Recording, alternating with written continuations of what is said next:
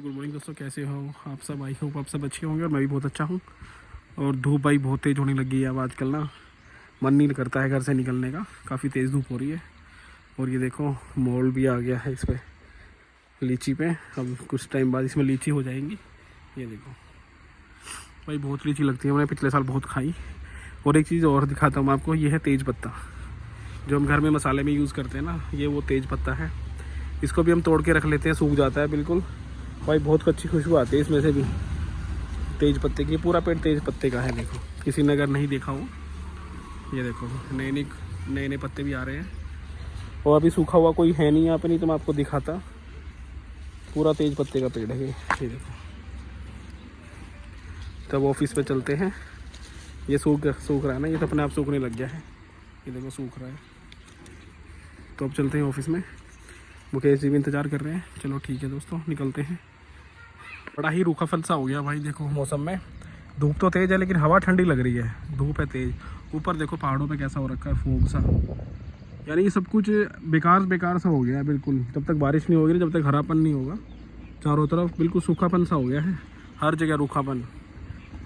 ये देखो पेड़ पौधे सब वाइट सा हो गया है, ब्राउन कलर का। मज़ा ही नहीं आ रहा भाई, जब तक बारिश नहीं होगी, जब तक हरियाली नहीं आएगी। तो दोस्तों आ गया हूँ ऑफिस पे, और देखो भाई कितनी घनी छाँव हो रही है यहाँ पे। बैठ रहे हैं भाई, पूरी गर्मी मज़ा आ जाएगा यहाँ पे बैठ के। ये देखो चारों तरफ छाई है, काफ़ी बड़ा पेड़ है ये आम का। लेकिन इस पे इस बार ना मोल नहीं आया है, ये एक साल फल देता है, एक साल नहीं देता है। ये इस तरह का पेड़ है। और भाई जंगल देखो, जंगल में अंदर तक हम देख सकते हैं। और ऐसा कभी नहीं होता, मतलब कि सर्दियों में भी नहीं था ऐसा, जैसे अब देख रहे हैं। जैसे सब कुछ सूख गया है ना, पत्ते गिर रहे हैं, पतझड़ चल रहा है 1 महीने से करीब से।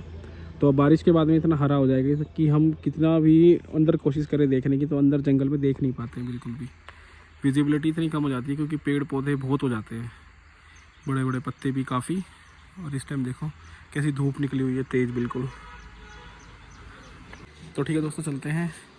सुभाष भाई भी आ गए हैं, उधर भरत भाई भी आ गए हैं। चलो जी चलते हैं।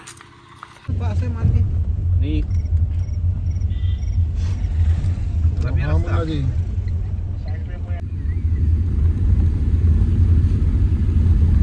तो दोस्तों नदी के इस पार आ गए हैं, मालदेवता में। तो ये देखो यहाँ पे सियार है। कहाँ गया, भाग गया? उधर देखो कुछ लोग मस्ती कर रहे हैं वहाँ पे रिजॉर्ट में, ये देखो। और इधर ये नदी अभी सूख गई है बिल्कुल, आगे मानसून में पूरी भर के चलेगी भाई। सब कुछ ऐसा ही पड़ा हुआ अभी, सूखा सा। चलो चलते हैं। आपको बताऊँ ना, ये बीच में नदी के उस तरफ देहरादून और इस तरफ टिहरी गढ़वाल, बीच में बस ये नदी ही है पार्टीशन। और इस तरफ टिहरी गढ़वाल लगता है। ये इतने बढ़िया गेहूँ हो रहे हैं भाई, देखो ये देखो पहाड़ में भी कितने अच्छे गेहूँ हो रहे हैं, पथरीली ज़मीन में बिल्कुल।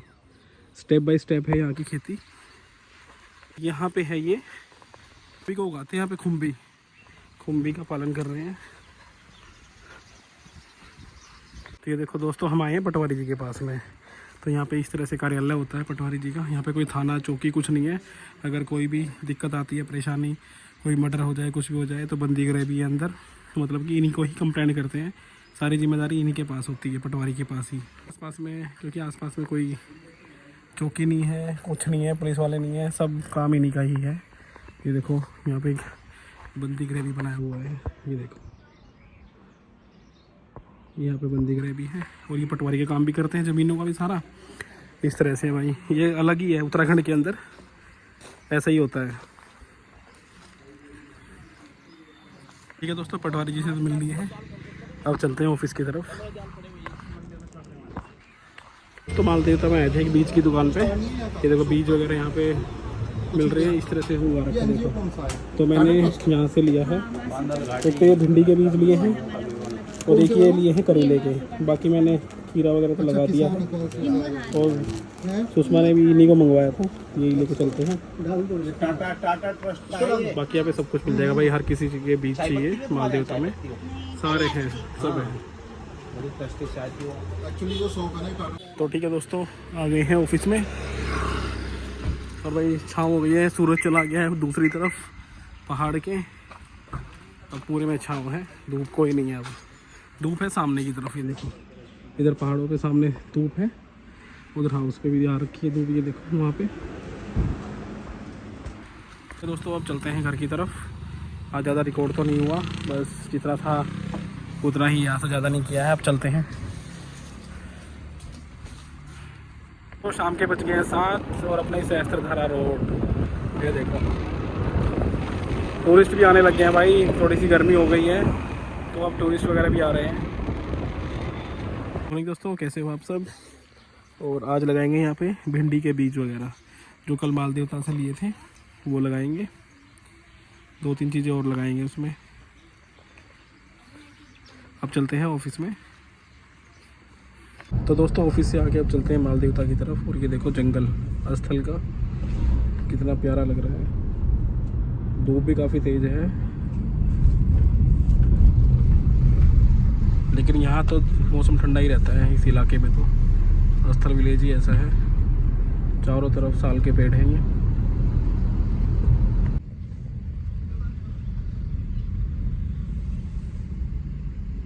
दोस्तों आगे है माल देवता में, ये देखो नदी।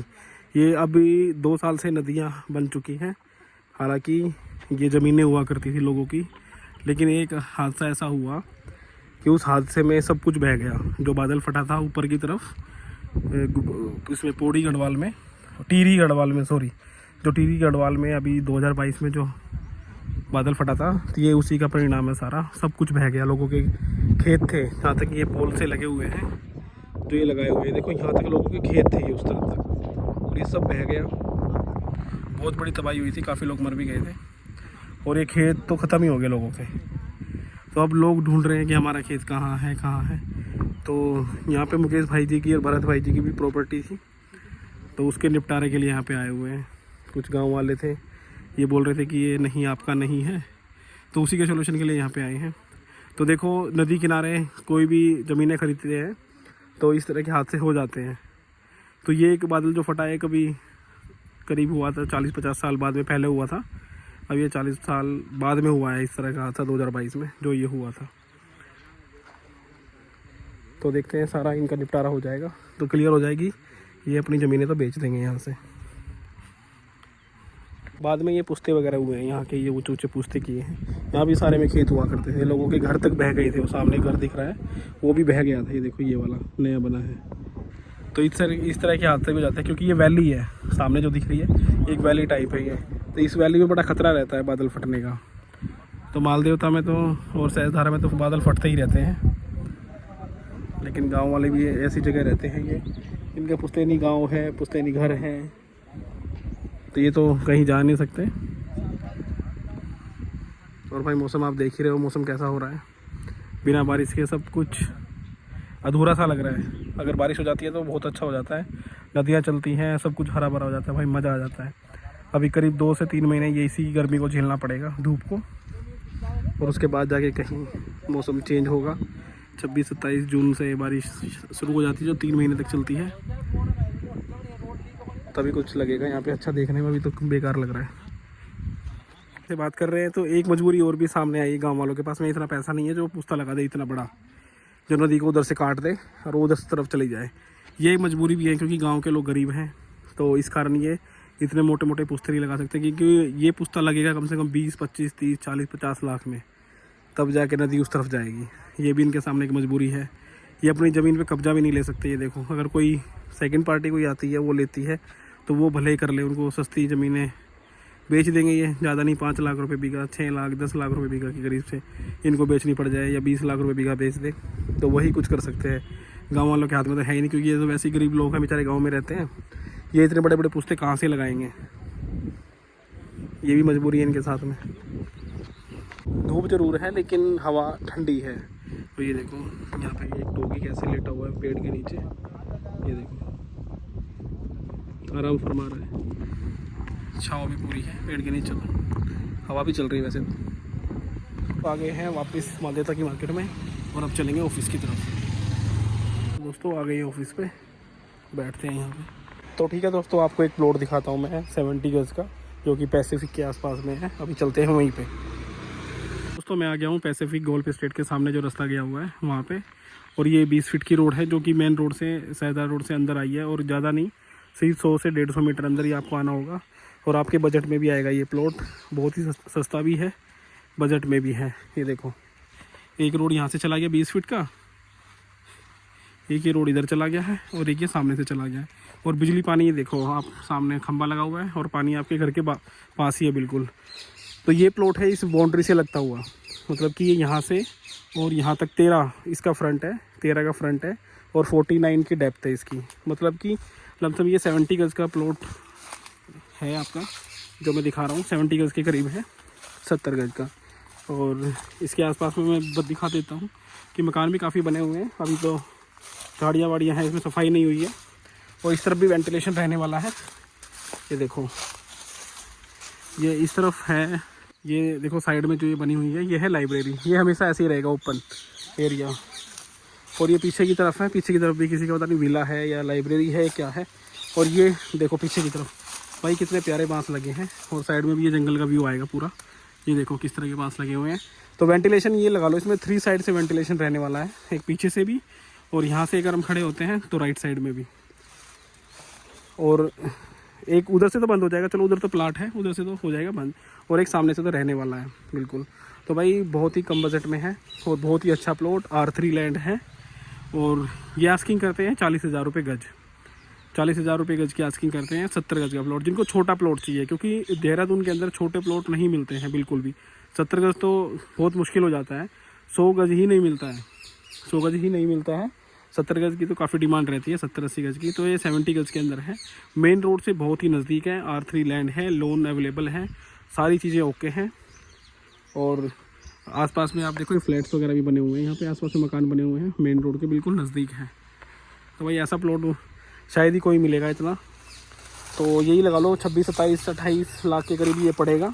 और इसमें आप बढ़िया सा अपना बना सकते हो घर, नीचे ही बन जाएगा G+2 बन जाएगा, मतलब कि डुप्लेक्स बन जाएगा, G+2 भी बन जाएगा। नीचे एक स्टील रख दो, स्टील करके एक फर्स्ट फ्लोर बना दो, एक सेकंड फ्लोर बना दो। और पीछे देखो बांस ऐसे ही रहेंगे हमेशा के लिए। भाई बहुत अच्छा लग रहा है यहाँ पे, और व्यू आपका अलग ही आएगा। अब देखो व्यू मैं यहाँ से नहीं दिखा पाऊँगा, लेकिन हाँ अगर जिस टाइम आपका मकान बनता है 2 मंजिल बनता है जैसे, तो आपको पूरा सहस्त्रधारा का व्यू आएगा पूरा, क्योंकि इसके बाद में फिर पहाड़ है, नीचे सहस्त्रधारा है। तो इस तरह से ये, अब किसी को पसंद आए विज़िट करना हो तो डिस्क्रिप्शन में मेरा नंबर रहता है, आप मुझसे कांटेक्ट कर सकते हैं। आसपास का व्यू देख ही रहे हो, हरियाली है चारों तरफ। बल्कि इस टाइम तो ये है कि बारिश नहीं हुई है 2-3 महीने से, जैसे मैं बता रहा था, सुबह भी बताया था मैंने। तो ये बहुत हरियाली हो जाती है यहाँ पे। और भाई कोई पोल्यूशन नहीं है, चिड़ियाएँ बहुत हैं, आवाज़ भी आ रही है, किस तरह की आवाज़ें आ रही हैं चिड़ियाँ वगैरह की। आसपास में यहाँ बहुत अच्छी लोकेशन है, अच्छे लोग रहते हैं, हिंदू कम्युनिटी है चारों तरफ, वही लोग रहते हैं यहाँ पे। डेली नीड्स की चीज़ें भी आपको आसानी से मिल जाएंगी, बाहर तक जाना है नहीं तो यहाँ पे ब्लिंकिट है, जेप्टो है, ऑर्डर कीजिए घर पे पहुँच जाता है सारा सामान। हर तरह की फैसिलिटी अवेलेबल है आसपास में। और माउंटेन भी आपको इस तरह से दिखाई देंगे, छत के ऊपर से तो भाई पूरा ही आने वाला है। बहुत अच्छा प्लॉट है, कम बजट के अंदर, देख सकते हैं आप। तो अब आ गए थे प्लॉटिंग पे यहाँ पे नीचे, और यहाँ अंकल जी के प्लॉट पे हो रही है मट्टी का भरान। देखो इस छोटी सी JCB से ऐसे भरा जाता है देहरादून के अंदर मिट्टी।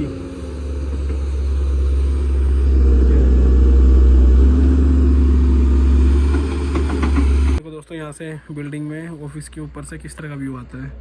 देखो भाई आदमी अगर यहाँ पे आ गया तो ऊपर ही खड़ा रहने का मन करेगा उसका, नीचे जाने का मन नहीं करेगा। और जो वहाँ पे काम चल रहा था, देखो इन्होंने इसके अंदर मिट्टी वगैरह डाल दी है प्लॉट में, देखो पीछे से पूरा भर दिया है। और ये अपनी प्लॉटिंग है, ये सुभाष भाई का प्लाट है, ये भी बहुत जल्दी बनाना शुरू कर देंगे अब अपना, इनकी रजिस्ट्री हो जाएगी 1 हफ्ते में। और व्यू आप देख ही सकते हो, गजब का व्यू है। और शाम के टाइम तो भाई हम यहाँ रोज़ काकड़ देखते हैं, इन झाड़ियों में काकड़ है, खरगोश है, और जंगली मुर्गे भी हैं यहाँ पे, पिजन्स वगैरह भी हैं, और भी बहुत सारी वाइल्ड लाइफ है यहाँ पे जो आ जाती है। लेकिन अब यहाँ कुछ टाइम बाद में सब जगह मकान बन जाएंगे, झाड़ियाँ कटती जा रही हैं, पेड़ पौधे कट रहे हैं, तो सामने वाले जंगल में ही रहेगा, इधर कुछ नहीं रहेगा। लेकिन अब ये थोड़ा सा पेंच रह गया, बस इसी के अंदर जाते हैं वो खाना वाना खाने के लिए, इस झाड़ियों में चले जाते हैं। वो भी शाम को निकलते हैं, फिर नहीं निकलेंगे, फिर तो सब अपना जंगल में ही रहेंगे, इधर नहीं आएंगे। पहले सारा जंगलात ही था ये भी। ये दोस्तों अब चलते हैं घर की तरफ, शाम हो गई है और ठंडा भी हो गया है। तो दोस्तों आज के व्लॉग में इतना ही, और कल मिलेंगे नेक्स्ट व्लॉग में, इसलिए कि good night, take care, bye bye.